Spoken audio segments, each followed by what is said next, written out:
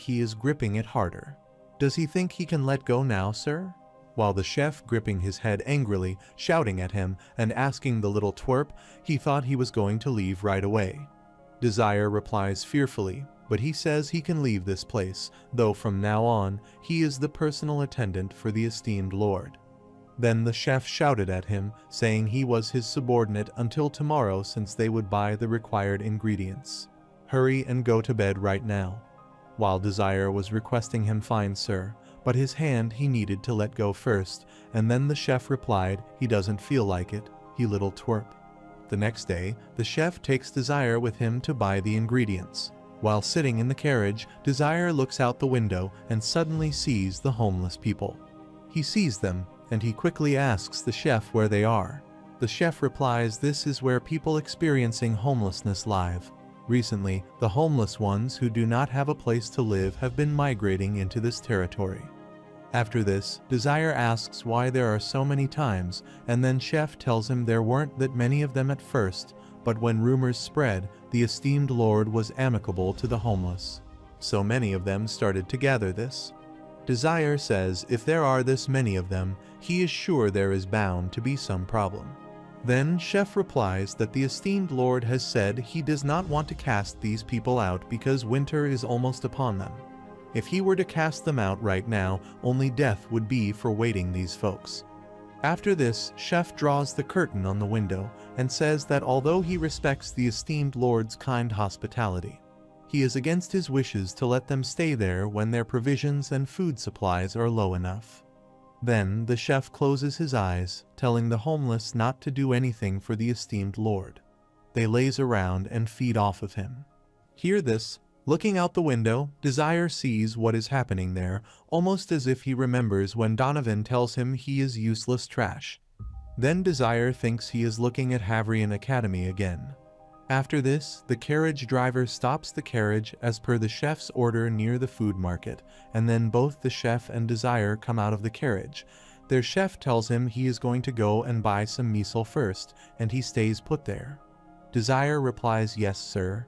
As soon as the chef leaves, Desire takes the tongs, thinking sitting in a carriage for a long time is quite challenging on the body. Meanwhile, a girl from behind pulled his clothes as he took the tongs. Desire turns and looks toward her, asking what happened. The little girl nervously asks if he can spare him some money. Hear this, Desire kneels before her and politely says sorry, he has no cash. Then the little girl asks him if he is also homeless, and Desire replies no, he isn't, as Desire has not finished his sentence. The little girl turned and walked away from there, saying she was done talking with him if he didn't have any money on him. Sees this, Desire gets surprised and asks the leaving little girl if she will go like that. Hold on a second, although he has no money. Then the little girl stops there, turns and looks back. Desire extends his hand toward her and offers her the dried plum, saying these are the dried plum, take these. The little girl quickly grabs these dried plums and eats them so rapidly and happily that tears start to flow from her eyes. Sees this, Desire gets upset and tells her to eat slowly while she devours it, saying, "It's God, sir, and so tasty."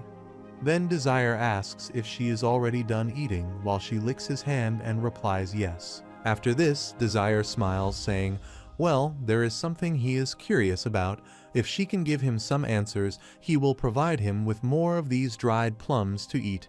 Hear this. She excitedly replies, okay, sir, and then Desire, pointing toward the palace, asks her if she lives in this palace, and she replies yes, she has lived there with her mother and her younger brother. Then Desire says he heard from others that she received free food there and asks him if she did not get her share. Pointing aside, she says they give them free food. They feed them every morning at that plaza, but they only give them once a day, and it's not enough. That's why Ririka is always hungry. Hearing this, Desire gives her more dry plums, saying he sees that's how it is, Ririka. Since she answered so well, there are the dried plums he promised, and she excitedly catches those dried plums.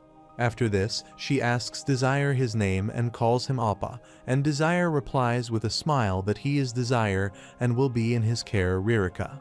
And then Ririka says, okay, Desir Appa, since Appa is so nice, Ririka will give him this, saying she gives Desir the handkerchief. She then tells her mother to make a handkerchief. Her mother is good at sewing. She wears Ririka's clothes. Desir took this handkerchief from her, saying that it was so well made and that if she were to sell it at the market, he was sure she could make a lot of money with it, while Ririka was eating the dried plums and her whole mouth was full. Hearing this, Ririka lowered her head down and, with a sad face, replied she couldn't. The people there told them they weren't welcome. They said if they went back again, they would beat them to death. Also, they said they were thieves. They said it was apparent they would steal everything, so they told them never to go near the marketplace. Then she tells Desir they would never steal, but they keep calling them thieves. Meanwhile, Desir gets the message that he has encountered a homeless person. He has investigated homelessness, one of the two problems that the Lord Evernaren faces. After this, Desir looks toward Ririka, who stands before him with teary eyes and thinks about that word that Ririka told him that they said they would beat them to death. Then Desir thought, how could they say such a thing to a mere child like her, and then she started crying and sobbing, telling her mother that they just had to listen to what they said and endure it. And she said they needed to accept their discrimination. As soon as she said this, she started to cry loudly.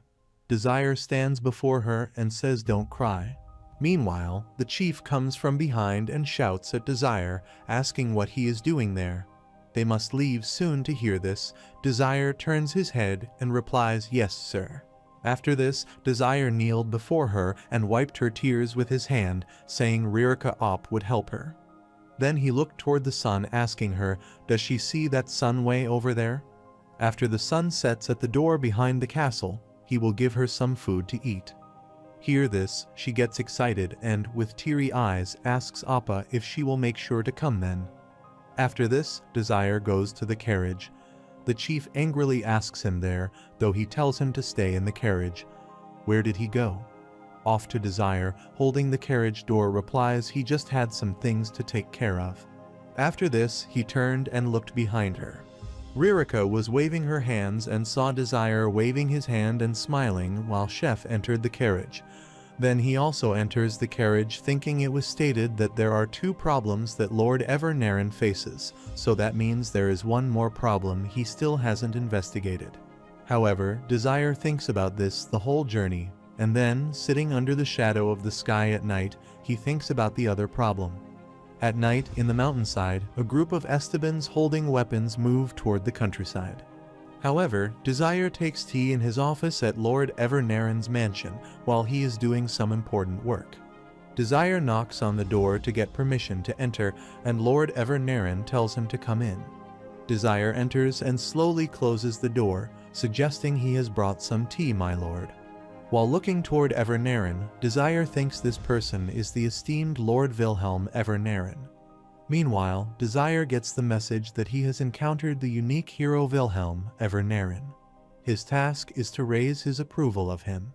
Once the esteemed Lord's approval is trusted, he can progress to the main scenarios of this quest.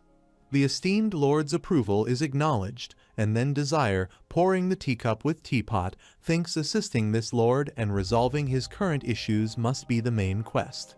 And then Desir, bringing the cup of tea near him, says, here is his tea, my lord, and even Naren thanks him. Desir stands aside silently with his hands folded behind, looking toward him while the lord drinks his tea and gets busy with his work. Sees this, Desir stands there surprised and thinks he is too quiet, and then Desir coughs to get his attention and looks toward the window, saying the weather today is quite cold, my lord, and he replies yes, it seems. And then Desir smiled, asking if he should close the window for him. My lord heard this. Lord Evernaren turned his head and looked quietly toward Desir. Sees this, Desir gets nervous, and then he again starts his work, replaying no, it's okay. Then Desir says yes, my lord. After this, Desir looks toward the document on which Lord Evernaren was working and thinks his amount of paper is quite considerable. He has been working on them alone this whole time, and then Desir tells him quite his workload. My lord, if it's all right with him, he can help with some paperwork. Lord Evernaren, taking out the pen from the inkpot, asks if his name is Desire. Is he correct? Desire fearfully replies, that is correct, my lord. Then Lord Evernaren, closing his eyes, says that he has one favor to request from him, and then he angrily looks toward Desire, saying while he is working, please refrain from talking to him. It is very distracting. Meanwhile, Desire gets the message that Wilhelm Evernaren's approval of him has decreased to neutral. Hear this, Desire gets upset. After that, at night, Desire returned to Chef Jaffrin's kitchen. He washed dishes after completing his work and sighed. Thinking he was too complacent, he didn't realize Lord Evernaren had that personality. He would need to think of different methods to approach him. And then he again sighed, thinking it had already been 4 days as well.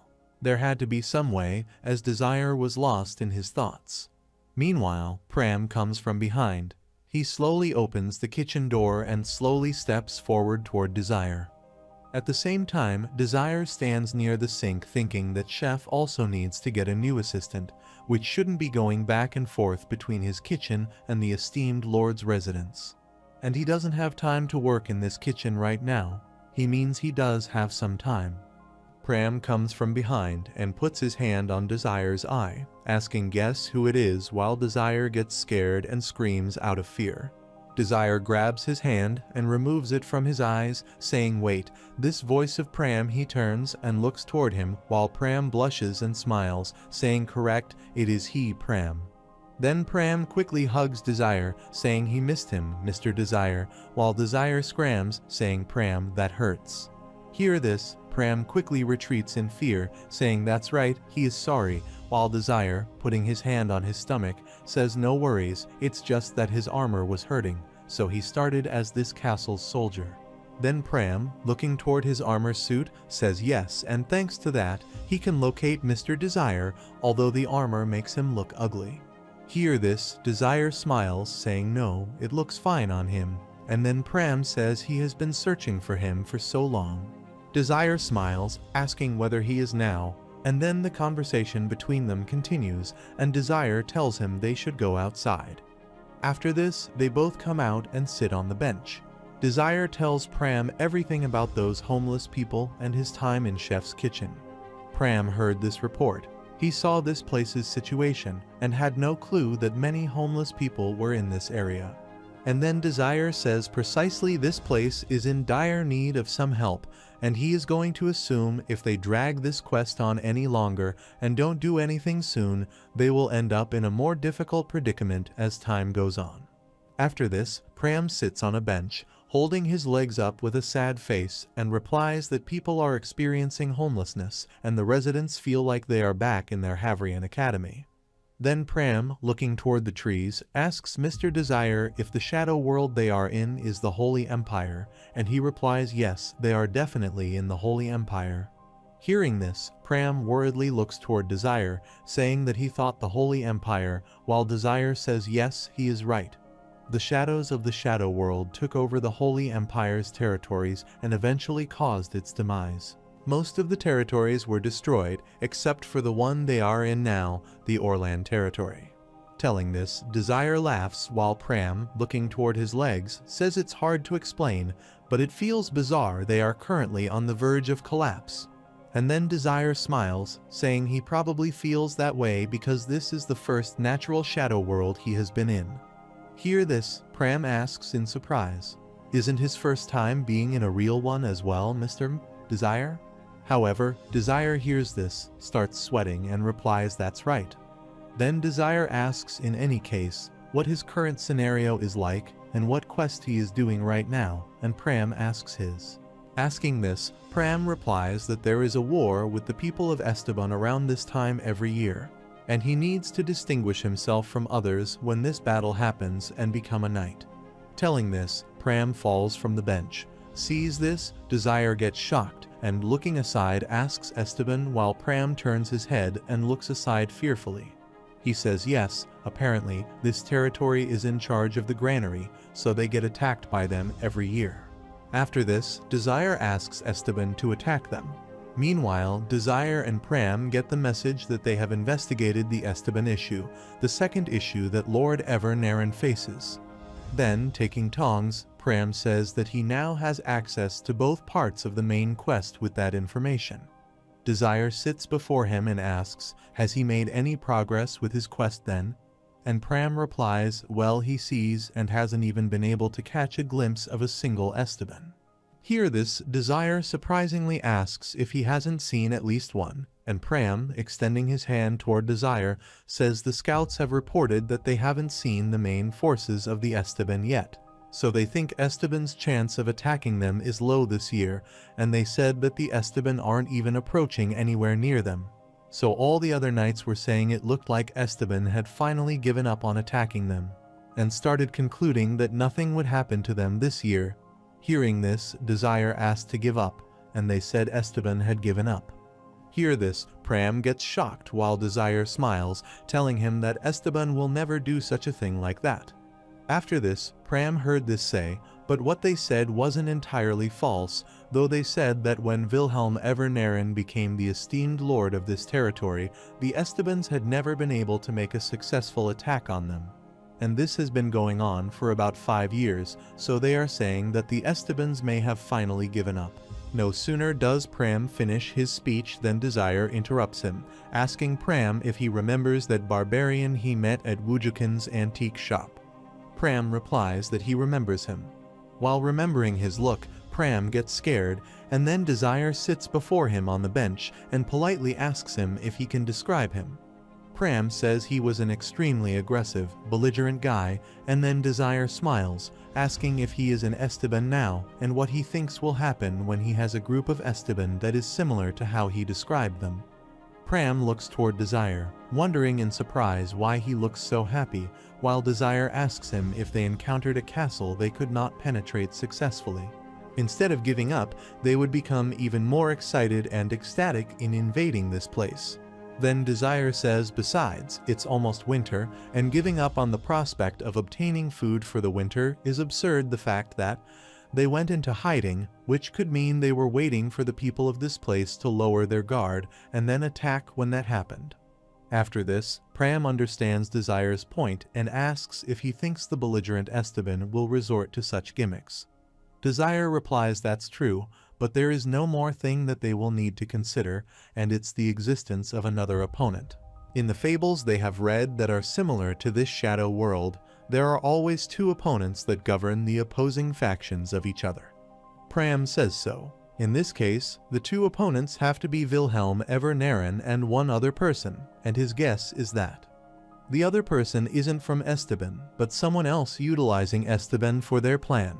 While Desire sat there thinking, wait, they said they weren't able to locate the main forces of the Estebans. If their purpose was to plunder food and supplies then, and then thinking this, Desire started to sweat and asked if it was a small-scale invasion. Saying this, Desire run away from there saying shit, come with him Pram. While Pram following him doesn't understand what is going to happen and asks Desire to wait for a second. Mr. Toe and Desire.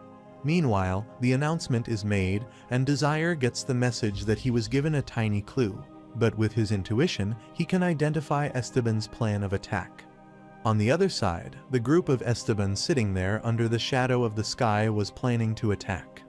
One guy came to their chief, telling them they had left the border watch and their positions.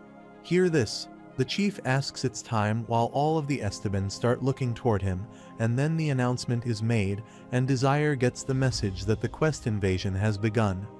The Estebans will invade the castle in 3 days. He must defend the food and supplies from the Estebans. However, the days left until Esteban's invasion, while the group of Esteban holding their weapons were planning and moving to attack. On Desire's side, he and Pram are making a plan. Desire tells him about the places they have to search around.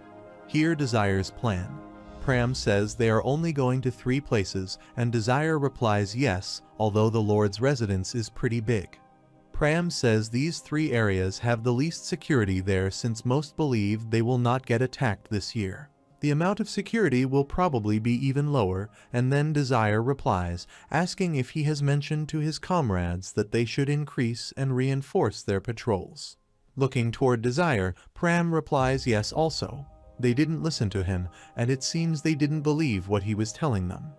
After this, Desire looks aside and asks what his approval ranks amongst his comrades. Pram answers thoughtfully that he is unsure. He didn't pay much attention to that. Hear this, Desire laughs, saying that he is pretty sure his approval rank is pretty low. Hence, they don't believe what he tells them. And if he wants his comrades to believe that Esteban will invade them this year, he believes his approval rank has to be pretty high for him to convince them. Sitting beside him, Pram gets nervous, and then Pram heads down and, with teary eyes, says he didn't know that the approval rank was that important. He should have known better while. Desire was sitting beside him, patting his head lovingly, telling him there was no need to blame himself. He was doing fine. Since they are setting up countermeasures for this invasion together, there is nothing for him to worry about. Then Pram smiles and thanks Desire. However, the discussion continues, and Desire, looking up to the sky, says, "Alright, Pram, since it is getting late now." Suddenly, Desire worriedly asks, "Wait, the time saying this?" Desire quickly goes up, saying that right. Pram, sitting aside, surprisingly asks what happened to Mr. Desire. While Desire ran away from there, telling and waving hand Pram good luck on his guard duty tonight. He has something he needs to attend to right now. While Pram is sitting there, he surprisingly calls out his name, but Desire leaves. After this, Desire waits for Ririka in a quiet place, holding a bag. Finding her there, he thinks she is still not there. Then he moved toward the trees. She saw her shadow there and called out to her. She got scared when she heard his voice, but when she looked back, it was Desire. She gets happy to see him. Desire kneels before her smile, saying she got there without getting caught, and she replies yes, since Ririka is small, she can get around many places. However, it was freezing, and when both of them were talking to each other, smoke came out of their mouths because of the cold. After this, Desire picks the small tree leaf from her hair and asks, "Good work. Since the weather is getting colder now, make sure she dresses warmly," while she laughs and says tickles. Then Desire gives her the bag and tells her all right, there is her food. She sees this, gets happy and excited, takes the bag and thanks Desire. Saying thanks to Desire Appa, Ririka isn't as hungry these days.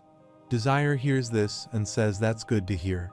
Then Desire smiled, telling her that Ririka wouldn't be able to give her anything to eat tomorrow. With a sad face, she asked, "But why?" Desire tells her he has some business he needs to take care of. He packed her extra today so that she will be fine for tomorrow as well. Hearing this, she, with a sad face, looked toward the bag she held and asked if he was in trouble because he had been giving this to Ririka. Desire smiles, saying no, that's not it. Also, don't ever come and be near this area tomorrow. Ririka ever, and she replies okay. After this, she moves from there, and standing in the distance, she waves her hand, and Desire also waves his hand and smiles. Then Desire, looking toward the moon and sky, thinks it will be dangerous for Ririka to be in this area tomorrow because the Estebans will be invading. The next day it was freezing. Desire and Pram were together on the road. Pram enjoyed the snowfall and said it was snowing so much. Standing beside him, Desire replied yes, he didn't expect it to snow this much. Pram, enjoying the snowfall, says in any case, their guard's current status is hugely severe. They aren't even organizing a single patrol guard. Desire replies while moving from there, since they can't see their enemies, it will be pretty hard to abolish their carefree nature right now. Then he sighs, saying that the snow has also decreased their field of vision. They need to be even more careful tonight. Desire was looking aside, and Pram said that although he generally likes the sight of snow, it's not very welcoming in this situation they are in right now. And Desire replies yes, and he agrees. After this, Desire looks toward Pram and asks if he is wearing his clothesline right, and Pram, looking down at his clothesline, replies yes, he is wearing it underneath this. Hear this, Desire says, it's good, and then they move forward on the road, and their conversation continues. And then Desire says to Pram right next, let's head over to the guard posts in the northeast side, and don't let his guard down. Hear this, Pram, enjoying the snowfall, replies okay, okay. However, they reach their destination. Pram suddenly stops outside the watchtower, saying to Desire something is wrong as he doesn't see any guard on duty. Desire stops there, thinking there aren't any guards, then Pram sighs, saying he is sure they are off somewhere, slacking from their duties right now, and he can't believe they are this complacent. Pram is surprised when Desire says no, that's not it. There is something weird about the situation. Pram says this, and Desire runs away. Pram also follows him, calling out his name, while Desire starts to run away, saying he feels terrible about this. However, when Desire arrives at the watchtower, Desire asks if everyone is alright. Seeing the situation there, Desire is abused while Pram stands behind and asks what he means, Mr. Desire. However, all the guards were dead, and their dead bodies were lying down. Seeing this, Pram was shocked, saying they were all dead as Desire sat near the dead body.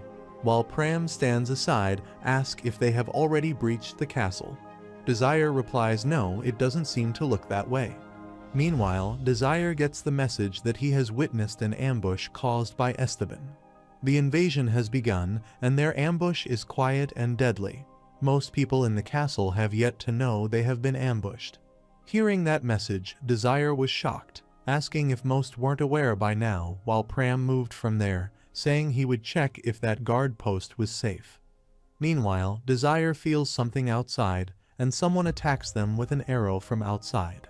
Desire quickly saves Pram from that attack, and the arrow hits the wall, destroying the whole wall. Desire grabs him and lies on the ground. Pram gets scared and asks for an arrow and how they can see in this blizzard.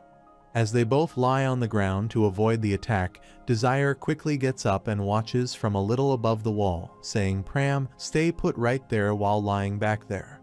Pram gets scared and says to Desire, be careful. Desire uses his owl vision to see Esteban standing far away, while he gets the message that a rare hero has encountered the blood-red Columbine. Meanwhile, the Solider of Esteban's, with their iron chain weapon, removes the watchtower from the snow as Desire and Pram are in that watchtower. They are seeing the monster. Desire says a monster right off the bat. Then they get the message about the monster, that he is the chief of the tribe and is revived to be the most excellent archer in the entire tribe. However, many of Esteban's holding weapons move toward Pram, and Desire sees this. Pram gets scared and says he can't believe they can quickly climb the walls with the bodies that they have. Desire replies this isn't going to be easy.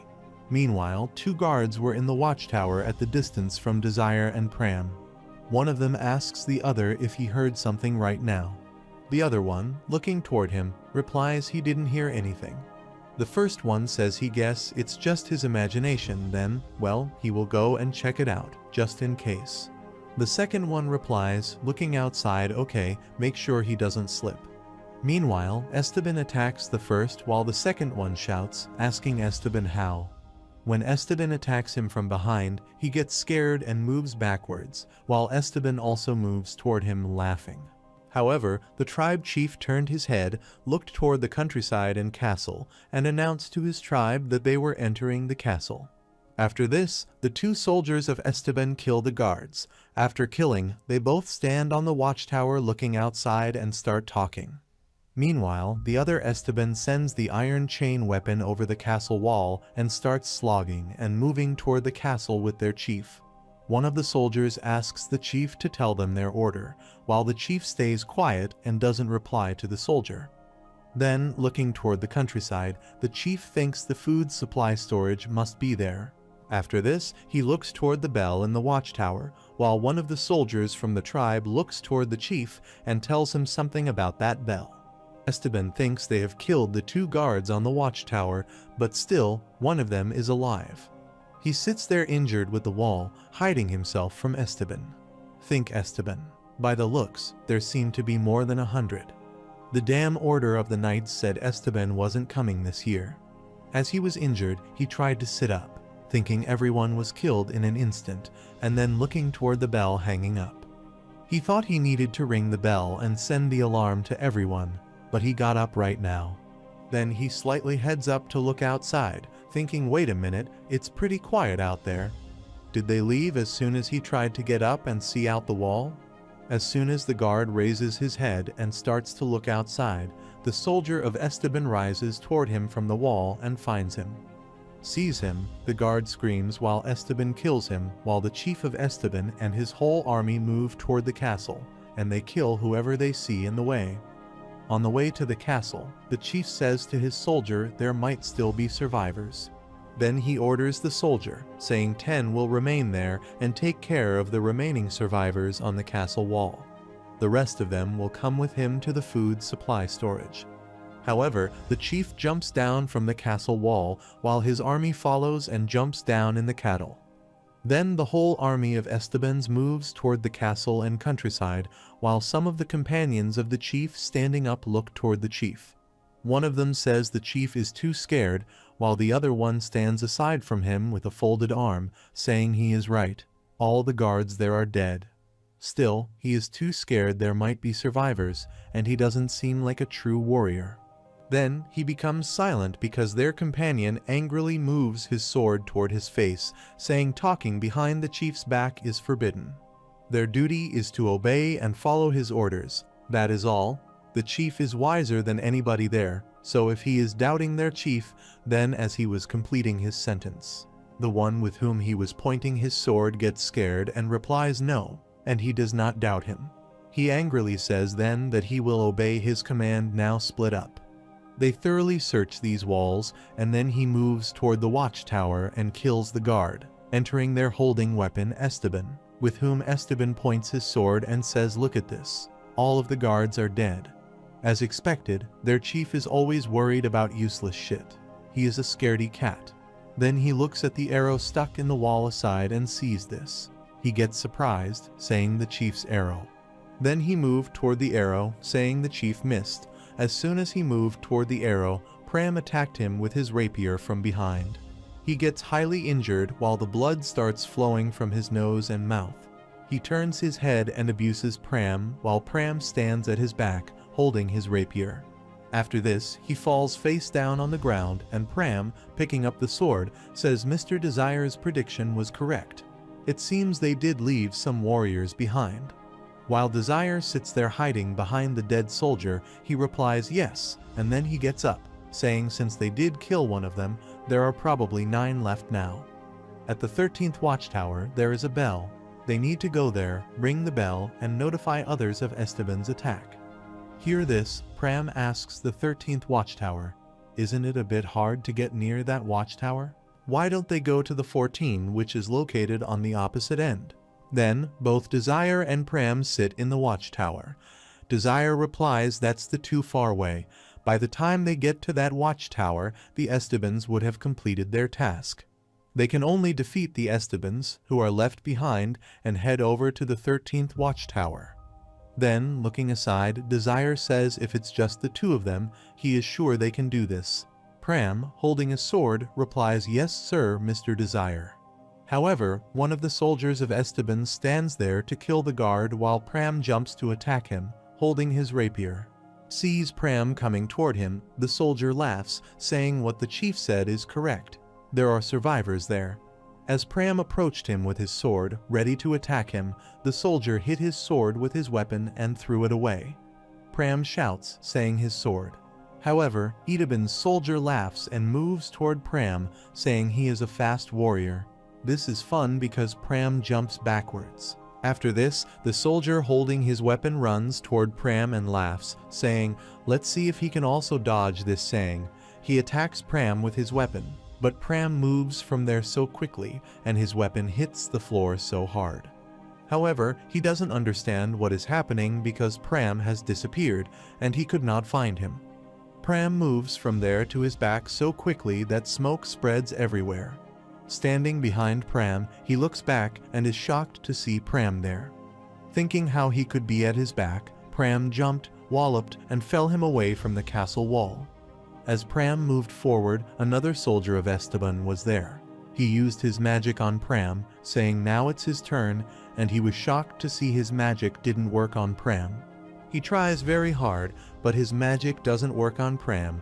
he surprisingly asks why his magic isn't working. His magic was not working because Desir, standing aside, was analyzing his magic. Desir completes the analysis of his magic and absorbs it. However, he gets angry, and in his anger, he thuds his sword on the floor, saying even if he can't use magic, he can defeat twerps like him with his bare hands. He attacks Pram with his sword, but Pram jumps and saves himself. Then the soldier jumps, holding his sword, saying now prepare to die. As he sees Pram holding the rapier, he gets scared, saying wait, it's a sword, and Pram attacks him with his rapier and stabs it into his chest. Also, the silver light comes out of the sword, and it cuts his body, and blood starts flowing from his mouth. He falls backwards, saying the silver light warrior, and then he dies. After killing him, Pram moved from there, dragging his sword from which the blood was pouring down on the ground. Then, the remaining warriors start coming toward both of them, holding weapons because they both killed their companions. After this, he comes to Desir and stands there. Desir asks him if he is okay, and Pram replies yes, he is fine, but in any case, the remaining warriors are coming towards them now. Pram sets his rapier and stands before Desir, saying, please stand behind him, Mr. Brahma Desir.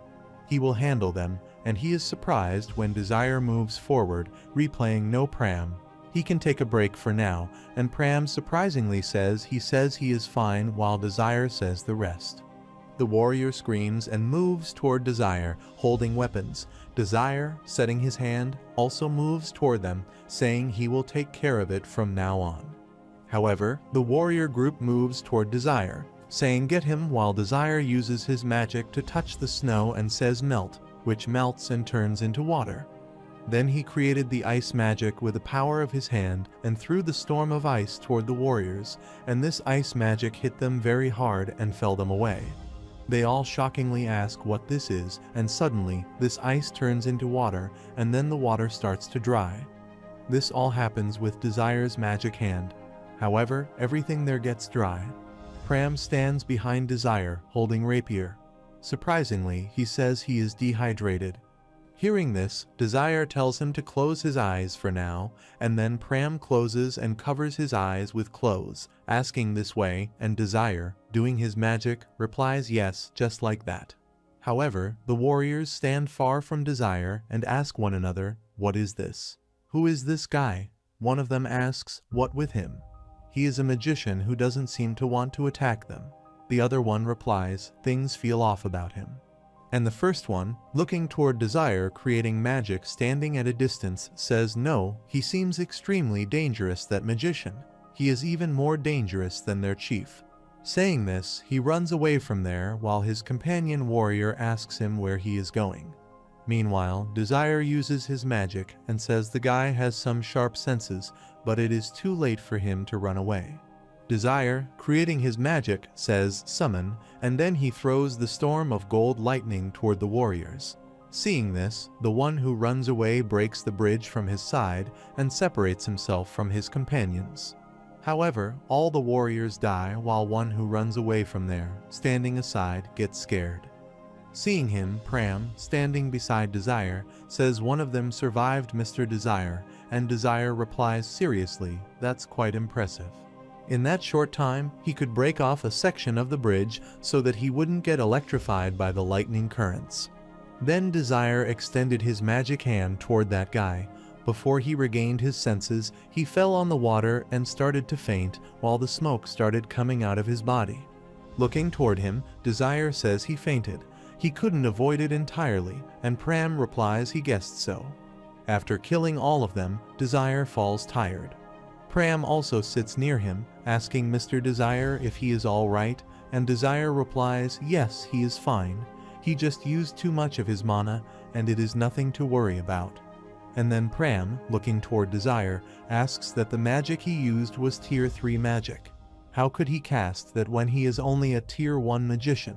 Desir winked and looked toward him, smiling, saying it was because of these clotheslines, then showing him the magic gem. He said he also utilized the mana within these magic gems.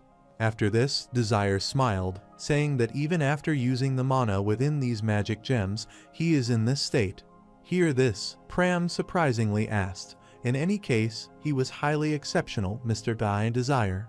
However, Desir looks up at the sky, thinking he only used that magic once, and his body is already weakened. He needs to hurry and get Toa's crest.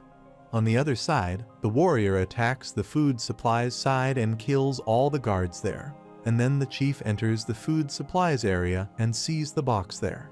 He says there are many of them looking at all of these supplies. After this, the soldier starts picking up the food box. One of the soldiers says they should be fine for the entire year with this much. However, the chief gets there, saying to take as much as possible. If there are any leftovers, burn them to ashes.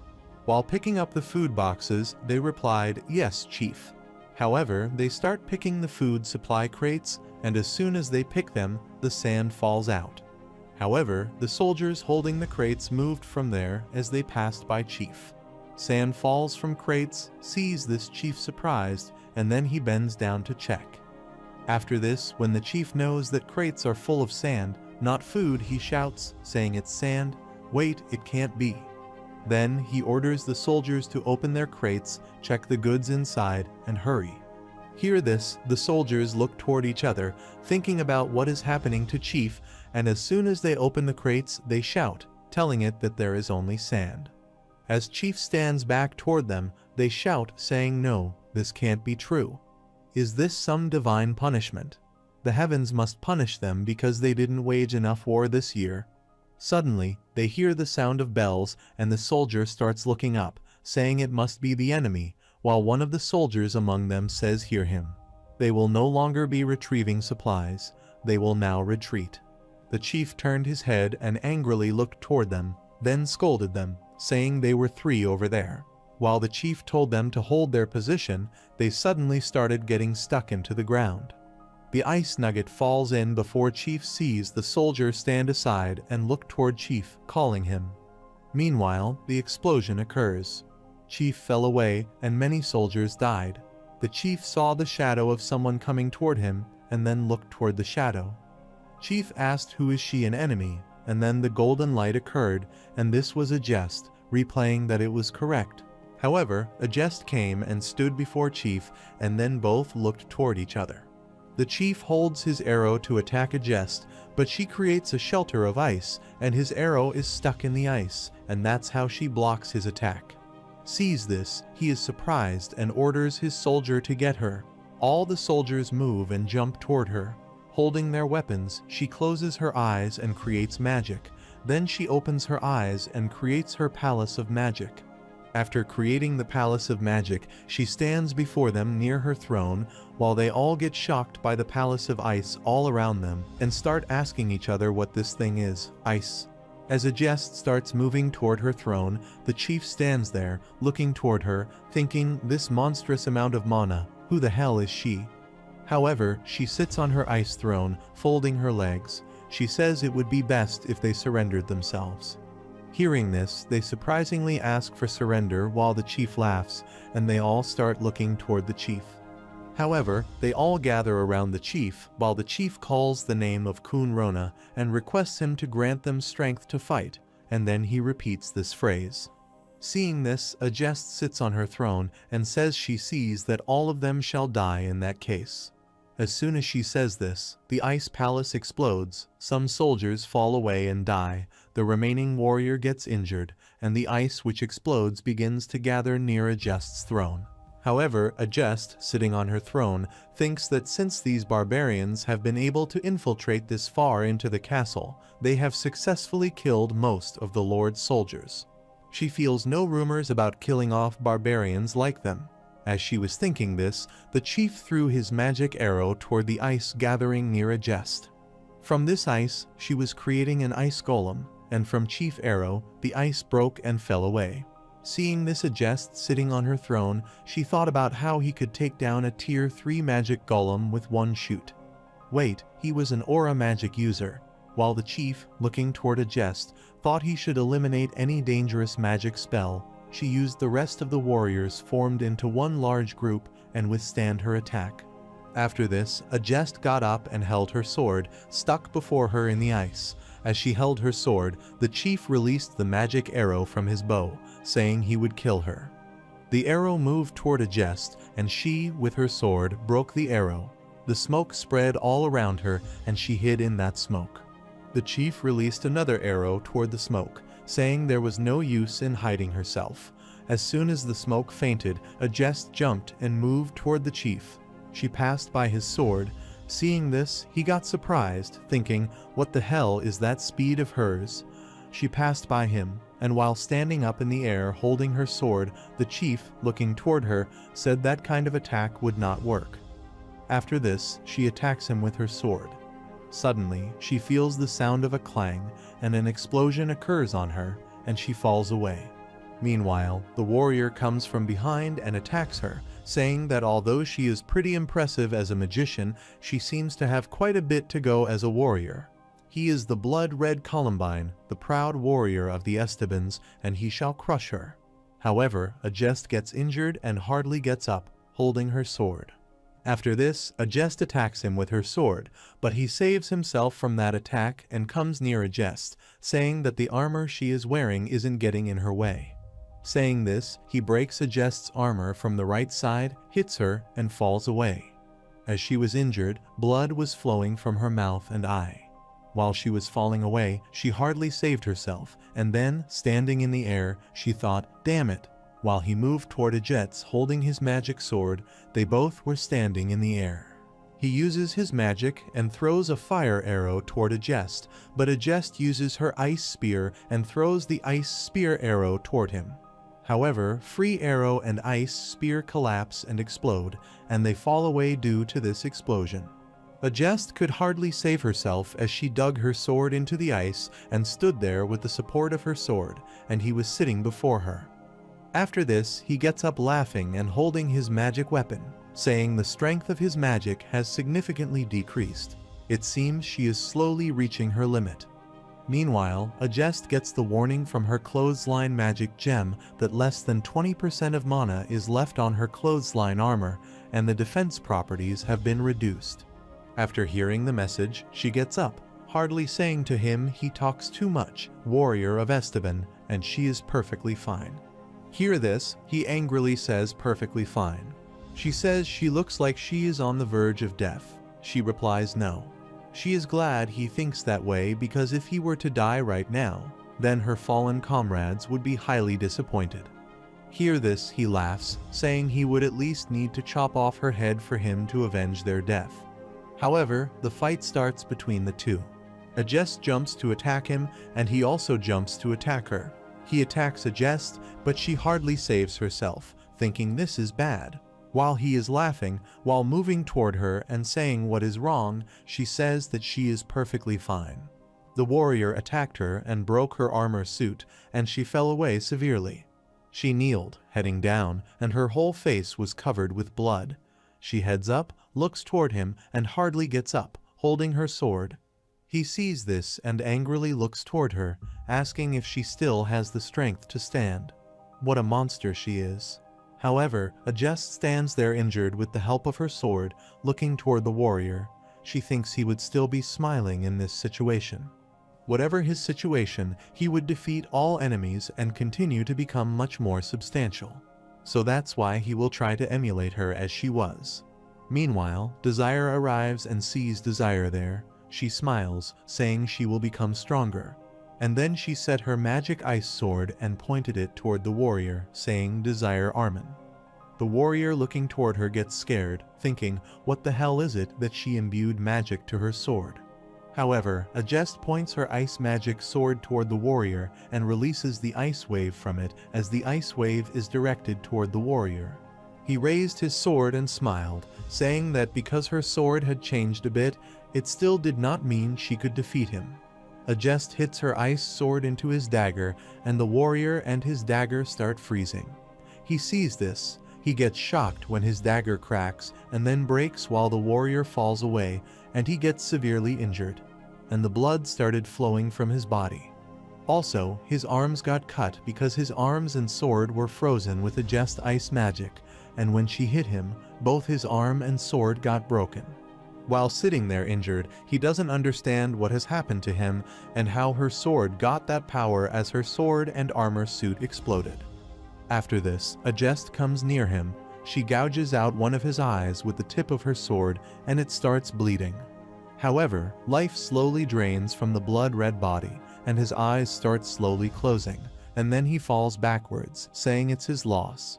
After this, a jest plunges her sword into the ice floor and sits down near the dead body, holding her sword.